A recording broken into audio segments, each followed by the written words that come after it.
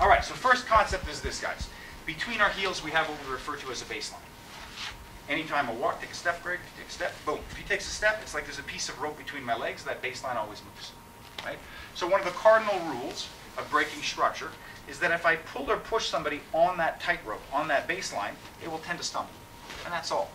And the first thing we want to learn in breaking structure is that we're not looking for the one-hit knockout, orgasmic knockdown. You know? We just want to have an affectation. If I need, as a security officer, to gently push somebody out of the way, I will have more effect pushing them on their baseline than pushing them slightly forward. Because if I push Greg a little bit there, he's going to brace. Whenever you have somebody go somewhat towards their front or their back, they tend to brace. So when you tend to brace physically, we have an attachment psychologically to brace, and we stop. Yeah? So if I was just politely trying to move you and I push you softly on your baseline, it's all right. If I push you softly towards your front, people start to resist. That's why when you're on the street and you accidentally brush somebody's shoulder, they so often brace. It's because you're basically doing this. Whereas even if I did that, people will adjust and not know what happened, because other things are happening as well. The structure is not used to moving here, so he's going to calibrate to maintain balance.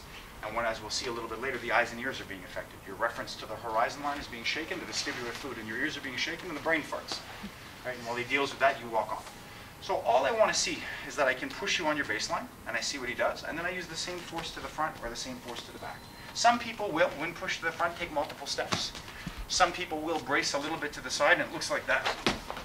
It's very awkward. It's hard to brace to your side. You certainly don't do it very well. Yeah? I can.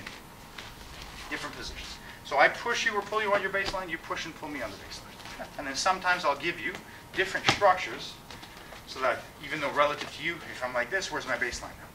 It's right there. Exactly. So see how you can push. Yeah. And then once you understand it, the best way to do it is no matter what pose he takes, orient yourself perpendicular to his baseline. So move 1 foot. Yeah. Orient yourself perpendicular to his baseline so I can move with maximal mechanical advantage. And then as I get better, he takes any pose he wants. I go anywhere, and I say, okay, I have to enter his baseline's there. How can I push from here? How can I push from here? How can I pull from here? And then I see there's a certain point where it becomes easier to change sides. I should be able to move someone on the baseline from any position. From any position he's in, from any position I'm in. That's it. Study, go slow, one after the other, warm up our legs. Go, guys.